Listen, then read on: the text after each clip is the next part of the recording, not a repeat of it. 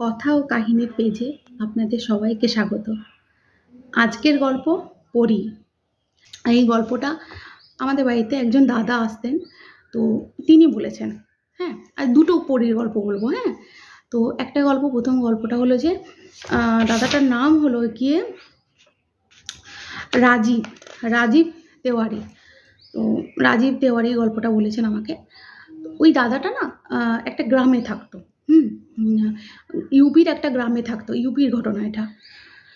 তো ওকে না ওই যেহেতু গ্রামে থাকতো, ওকে একটু ট্রেন ধরে অন্য একটা জায়গায় গিয়ে ওকে কোচিং নিতে হতো। তো এরকম ও রোজ যাতায়াত করতো। তো ওর বাড়ি থেকে যে স্টেশনটা ছিল, রেল লাইনের ধার হয়ে গিয়ে ওকে স্টেশনে যেতে হতো। হ্যাঁ, ওটা শর্টকাট রাস্তা ছিল। তো ওই রাস্তা দিয়ে ও যখনই যেত, ও না তখনই একটা সুন্দর গন্ধ পেত। খুব একটা সুন্দর গন্ধ পেত। আর ওর খালি মনে হতো যে ওর পিছনে কেউ একটা আছে, ওর পিছনে কেউ একটা আছে। পিছন ঘুরে দেখতো যে কেউ নেই, কিন্তু ওর এটা মনে হতো। হ্যাঁ, তো এটা না ওরকম ওরকম চলছে, মানে ও প্রত্যেকদিন কোচিংয়ে যায়, তো ওর সাথে এরকম এটা হয়। তো এবারে ও বাড়িতে এসে ওর মাকে বলে যে মা, এরকম আমি তো যাচ্ছি প্রত্যেকদিন, এরকম একটা গন্ধ হয় আর আমার খুব ভয় ভয় লাগে।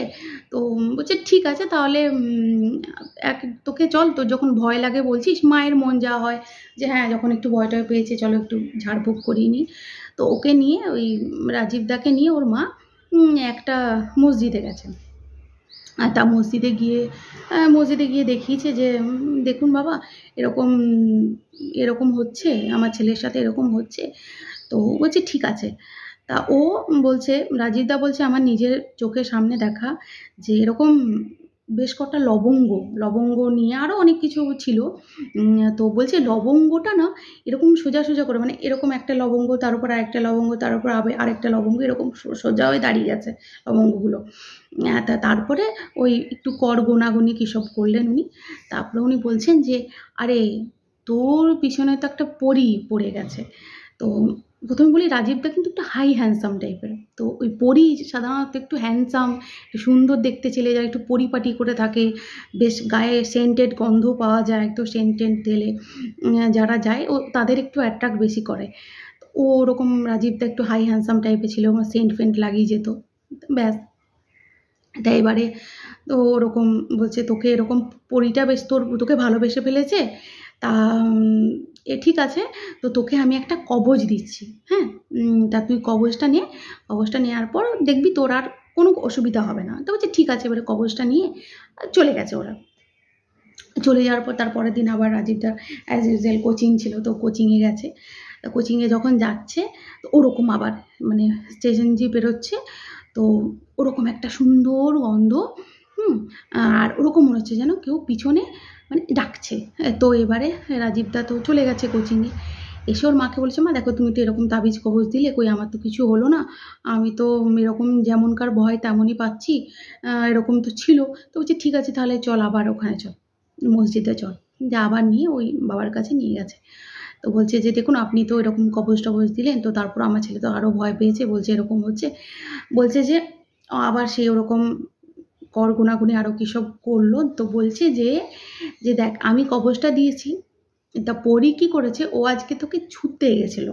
হ্যাঁ, আমাকে রাজীবদা এটা বলছে পরী ছুঁতে গেছিলো, গায়ে হাত দিয়েছে, রাজীবের গায়ে হাত দিয়েছে। গায়ে হাত দেওয়া মাত্রই পরীর নাকি একটা হাত কেটে পড়ে গেছে। তো তো বলছে ও আর আসবে না। হ্যাঁ, ও বুঝতে পেরেছে যে ও তোর কাছে এলে ওর এরকম হতে পারে, ও আর আসবে না, ওর আরেকটা হাতও হয়তো খোয়া যাবে, তো ও আর আসবে না। তো রাজীবদা বললো যে তারপর থেকে আমি যখন যেতাম না, আর কিন্তু আমি ওই পরীকে আর কিন্তু মানে আমি কিছু বুঝতে পারিনি, যে এরকম গন্ধও আসেনি আর ওরকম ফিলও আসেনি, কিছুই হয়নি। তো এটা হলো রাজীবদার গল্প। আরেকটা গল্প বলি। আমাদের বাড়িতে একজন মাসি কাজ করতেন, মানে রান্না বান্না করতেন আর কি। হ্যাঁ, তো ওই রান্নার মাসি এটা মানে আমরা তখন খড়দাতে থাকতাম, আমার বাবা কলকাতায় জিপিওতে সার্ভিস করতো, তো সেই সূত্রে না আমাদের খড়দাতে আমরা থাকতাম।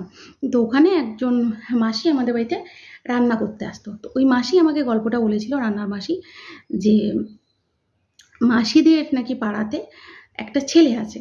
হ্যাঁ, তো ও বলছে একদিন গল্প করতে করতে আমাদের বলছে, মানে প্রত্যেকদিন ওরা বিকেলবেলা গল্প করতে বসতো। হ্যাঁ, তো ঠিক একটা পার্টিকুলার টাইমে ওই ছেলেটি উঠে যেত, উঠে গিয়ে ঘরে চলে যেত, দরজাটা লাগিয়ে দিত। তা ওরা বলছে যে কী ব্যাপার পার্টিকুলার তুই একটা টাইমে প্রত্যেক দিন, আজ বেশ কদিন ধরে দেখছি যে তুই এরকম ঘরের মধ্যে চলে যাচ্ছিস, তা কেন তোর এই সময় তোর কী কাজ থাকে, একটু বসে গল্প কর। বলছে না আমাকে এই সময় যেতেই হবে। তা বলছে না আজকে তোকে ছাড়বো না, বল বল কী হয়েছে বল, এরকম বলেছে ওকে।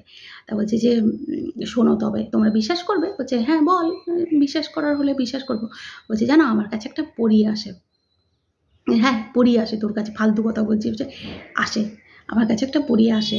তো ও যে সময় আসে আমাকে ওর কাছে থাকতেই হবে, হ্যাঁ ওর এটা সময়, ও এই সময় আসবে, একটু গল্প করবে, আমাকে এটা সেটা খেতে দেবে, আমি খাবো, আর ও তারপর চলে যাবে। তা বলছে এটা তুই প্রমাণ করে দিতে পারবি যে তোর কাছে পরী আসে? বলছে হ্যাঁ প্রমাণ করে দিতে পারবো। তা কী করেছে, বলছে ঠিক আছে তাহলে যা। তো ও গেছে, তাও গেছে, তো ও সত্যি কিন্তু ওর কাছে একটা পরী আসে। এবারে ও বসে বসে এরকম গল্প টল্প করে, তো যখন বেরিয়েছে এরা কিন্তু বাইরে স্টিল বসে আছে যে না ও বেরো, তো ওর সাথে কথা বলে যাবো যে ও। তা ও না হাতে করে বেশ কটা আপেল নিয়ে এসছে, তো লাল লাল আপেল। তো বলছে যে কী রে আপেল কিনে রেখেছিলি? বলছে না আপেল আমাকে পরীতে দিল। বলছে হ্যাঁ আপেল, বলছে হ্যাঁ তোমরা খাও, দেখো এই আপেলের টেস্ট অন্য আপেলের থেকে অনেক বেশি সুন্দর। তা ওরা কেটে কেটে আপেলগুলো খেয়েছে। তো বলছে জানো তো, আমাকে বলছে জানো তো টুকাই, সত্যি আপেলগুলো এত সুন্দর খেতে, মানে ওরকম আপেল কখনো খাইনি আমরা, এতটাই সুন্দর। এবারে ওরা বলছে যে আপেল তো খাওয়ালো, তা হয়তো হতে পারে ভালো কোথা থেকে আপেল এনেছে, আমাদেরকে বোকা বানাবি, অত সহজ, দাঁড়া দাঁড়া। তারপরের দিন আবার সন্ধ্যাবেলা ওরকম ওরা আবার বসে আছে এরকম গল্প করছে, তো ওইরকম সময় হয়ে গেছে।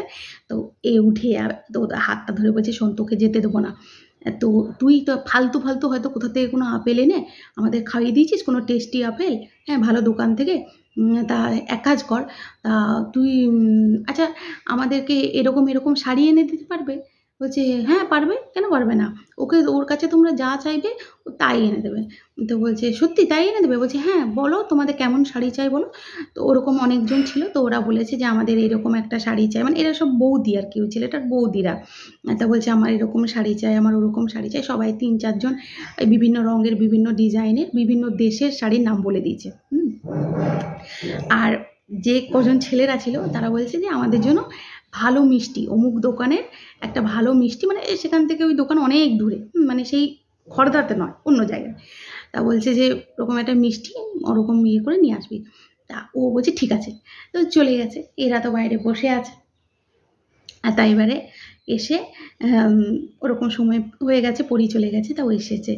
তাই এসে বলছে যে এই দেখো দেখছি কি হাতে সত্যি এরকম একটা হাঁড়িতে মিষ্টি, ওই দোকানের যে নামটা উপরে দেওয়া আছে, হ্যাঁ এনে ধরে আছে, আর ওই অনেকগুলো শাড়ি এনে ওকে মানে দিয়েছে। বলছে দেখো এই শাড়িগুলো তোমরা চেয়েছিলে, এগুলোই কি? বলছে হ্যাঁ এগুলোই তো, আমরা তো এগুলোই চেয়েছিলাম, এই শাড়িগুলো দিয়েছে আর মিষ্টি। তখন আর বিশ্বাস যায় না এর কাছে সত্যি পরী আসে। আর বলছে যখন পরীটা আসে তখন বলে চারপাশটা একদম গন্ধে মোমো মোমো করে ওঠে, বলছে এত সুন্দর একটা গন্ধ, ওই গন্ধ বলে নাকি কখনো ওরা পায়নি, এত সুন্দর গন্ধ, কিন্তু পার্টিকুলার ওই টাইমটায় আসে। তা এবারে ওই পরীটা তোর কাছে আসে, এবারে এরকম করে করে বেশ অনেক দিন হয়ে গেল। এবারে তখন ওই ছেলেটাকে ঘরের থেকে বলছে যে অনেক দিন তো হলো, তুই বিয়ে কর এবারে। তা বলছে না, ওর বাড়ির লোককে বলছে না আমার বিয়ে করা যাবে না। কেন বিয়ে করা যাবে না কেন? বলছে আমি যদি বিয়ে করি তাহলে পরী যে আসবে তাকে তো মেরে ফেলবেই, আমাকেও মেরে ফেলবে, হ্যাঁ আমাকে মেরে ফেলবে বলতে আমাকে ওদের দেশে নিয়ে চলে যাবে, আমাকে এখানে রাখবে না, হ্যাঁ। তো বলছে যে মানে আমার আত্মাটাকে সোলটাকে আমার বার করে নিয়ে চলে যাবে। তো বলছে তাই করলে হয়? বলছে হ্যাঁ আমাকে ও সংসার করতে দেবে না, আমি এভাবে থাকবো, আমি এভাবেই থাকবো, আমি কখনো মানে এটা করতে পারবো না আমি। তো এবারে তখন ওরা আর ওর সেটা নিয়ে ওরা জোরাজুরি করেনি।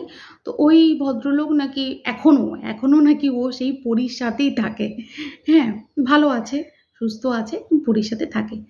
তো এই হলো পরীর গল্প। কেমন লাগলো একটু বলো, একটু সবাই কমেন্ট টমেন্ট করো। তোমরা কেউ কমেন্ট ভালো করে করছো না, আমি দেখছি, কি জানি ভালো লাগছে না, ভালো না লাগলেও বলে দাও, এই তোমার কমেন্টটা, তোমার গল্পগুলো আমাদের ভালো লাগছে না, কিন্তু অ্যাটলিস্ট কিছু তো বলো। হ্যাঁ যাই হোক, সবাই ভালো থেকো, সুস্থ থেকো, আবার পরে দেখা হবে।